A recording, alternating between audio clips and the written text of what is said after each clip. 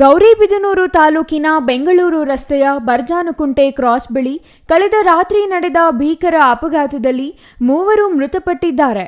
ಬೈಕ್ಗಳು ಮುಖಾಮುಖಿ ಡಿಕ್ಕಿ ಹೊಡೆದ ಪರಿಣಾಮ ಅಪಘಾತ ಸಂಭವಿಸಿದ್ದು, ಈ ವೇಳೆ ಇಬ್ಬರು ಸ್ಥಳದಲ್ಲೇ ಮೃತಪಟ್ಟಿದ್ದರೆ ಮತ್ತೊಬ್ಬ ಯುವಕ ಚಿಕಿತ್ಸೆ ಫಲಕಾರಿಯಾಗದೆ ಆಸ್ಪತ್ರೆಯಲ್ಲಿ ಮೃತಪಟ್ಟಿರುವುದಾಗಿ ತಿಳಿದುಬಂದಿದೆ.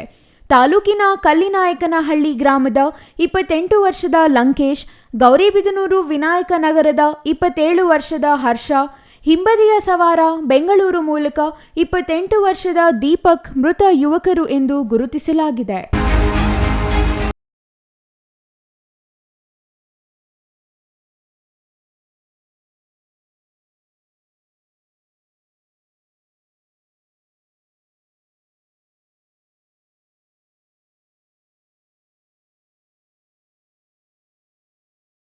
ಗೌರಿಬಿದನೂರು ಕಡೆಯಿಂದ ಲಂಕೇಶ್ ತನ್ನ ಸ್ವಗ್ರಾಮಕ್ಕೆ ಬೈಕ್ನಲ್ಲಿ ತೆರಳುವಾಗ ಮುಂದೆ ಹೋಗುತ್ತಿದ್ದ ಲಾರಿ ಹಿಮ್ಮೆಟ್ಟಿಸುವ ವೇಳೆ ಮುಂದೆ ಬರುತ್ತಿದ್ದ ದ್ವಿಚಕ್ರ ವಾಹನಕ್ಕೆ ಮುಖಾಮುಖಿ ಡಿಕ್ಕಿಯಾಗಿ ಈ ಅವಘಡ ಸಂಭವಿಸಿದೆ.